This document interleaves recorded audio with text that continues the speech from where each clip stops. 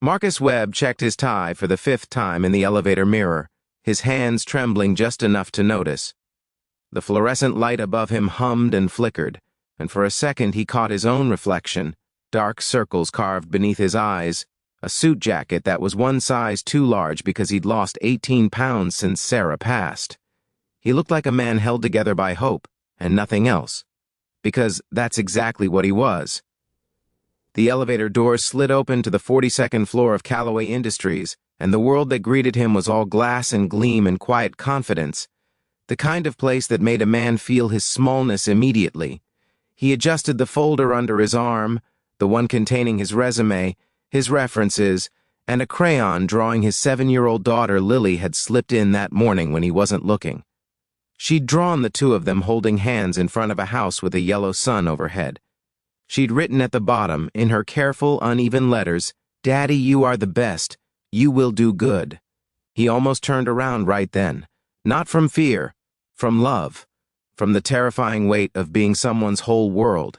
If you believe in kindness and second chances, please like this video, drop a comment, share it with someone who needs to hear this today, and subscribe to the Kindness channel. And tell us in the comments, where are you watching from? We've got people tuning in from all over the world, and we love knowing you're out there. The receptionist had smiled politely and shown him to a waiting room where 4 other candidates sat in pressed suits and quiet competition. Marcus sat down, smoothed his jacket, and waited. He thought about Lily eating cereal alone this morning because he had to leave early. He thought about the eviction notice folded behind his electric bill. He thought about how he'd promised her, that things were going to get better. "Marcus Webb?" A sharp-faced woman in a blazer appeared in the doorway. "They're ready for you." The conference room held 3 people, a HR manager named Patricia, a department head named Gregory, and at the far end of the long table, barely looking up from his phone, sat a man Marcus recognized immediately. Daniel Calloway, 43 years old, Forbes cover, the kind of man whose decisions moved markets. He looked exactly as he did in photographs. Sharp jaw, expensive watch, controlled calm. He didn't acknowledge Marcus when he walked in. The interview started well enough. Marcus answered the logistics coordinator questions with clarity. He knew supply chains. He'd spent 9 years building expertise at a mid-size firm before the layoffs. He was good at this. Genuinely good. He could feel it in the rhythm of the first 10 minutes. Then Patricia leaned forward. "Marcus, we do require this position to be available for travel. Sometimes 2-3 weeks at a stretch. Is that something you can commit to fully, with no complications?" He paused. He thought about Lily. "I have a daughter," he said carefully. "She's 7. I'm her only parent. I'd need to discuss the travel schedule in advance to make proper arrangements, but I'm absolutely committed to the role and to finding solutions that work for everyone." The temperature in the room shifted. Gregory made a small note. Patricia smiled the kind of smile that isn't a smile at all. Daniel Calloway, for the first time, looked up from his phone. The interview continued for another 12 minutes, but Marcus could feel the door closing even as he kept speaking. They thanked him warmly. They said all the right professional things. And then Patricia walked him back to the elevator, shook his hand, and said they'd be in touch, which, in his experience, meant they wouldn't. He stepped into the elevator, the doors closed. He stared at his own reflection again in that flickering light, and for just a moment, his face crumpled. Not dramatically, not with sobs, just with the quiet devastation of a man who had tried his absolute best and watched it not be enough. He straightened up. He pressed the lobby button. He pulled out Lily's crayon drawing and looked at that yellow sun. "Okay, baby," he whispered. "Okay." He walked through the lobby, through the revolving glass doors, and out onto the cold Chicago sidewalk. He stood there for a moment, letting the wind hit him, letting himself feel it fully so he could put it away before he picked Lily up from school. He didn't want her to see it on his face. He never wanted her to see it on his face. He started walking. He'd made it half a block when he heard it. The sound of dress shoes hitting pavement hard and fast, moving with purpose. He turned instinctively. Daniel Calloway was running toward him, not walking quickly, running. His tie loosened, his phone still in his hand, his expensive coat open to the wind. People on the sidewalk parted and turned to stare because it was unusual, jarring even, to see a man of that particular power moving with that kind of urgency through the middle of downtown Chicago. "Hey, Marcus!" Marcus Webb, wait! Marcus stopped walking, genuinely convinced for a half-second that something was wrong, that he'd left something upstairs, that this was some procedural thing. Yes. Did I forget? No, Daniel said, reaching him slightly out of breath.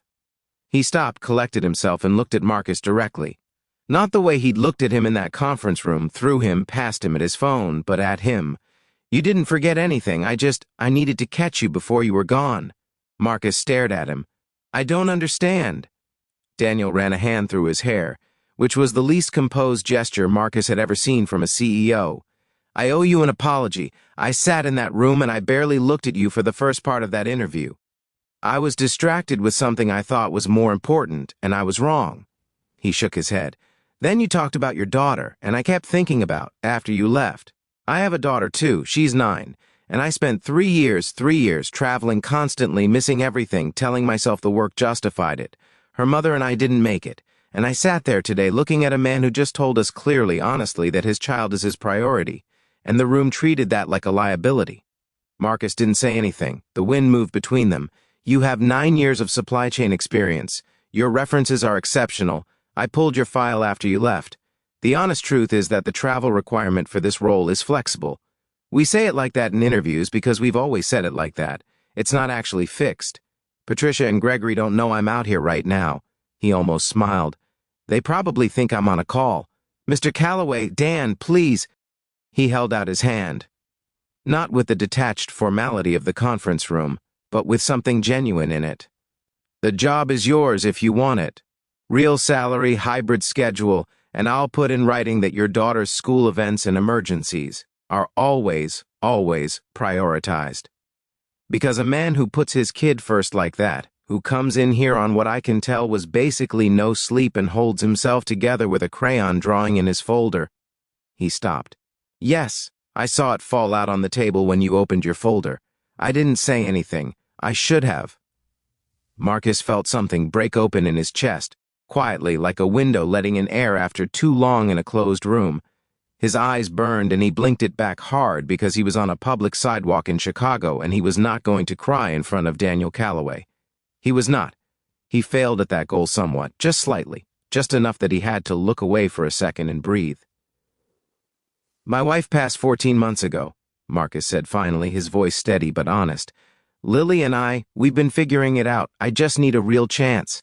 I'm good at this work. I know I'm good at it. I know you are, Daniel said simply. That's why I ran down the street like an idiot. Marcus laughed, a real laugh, sudden and surprised, the kind that releases something. Daniel laughed too. They stood there on that Chicago sidewalk, 2 fathers, one in an expensive coat and one in an oversized suit jacket, laughing in the cold. And it was the most human either of them had felt in longer than they could easily say. Marcus started the position 11 days later.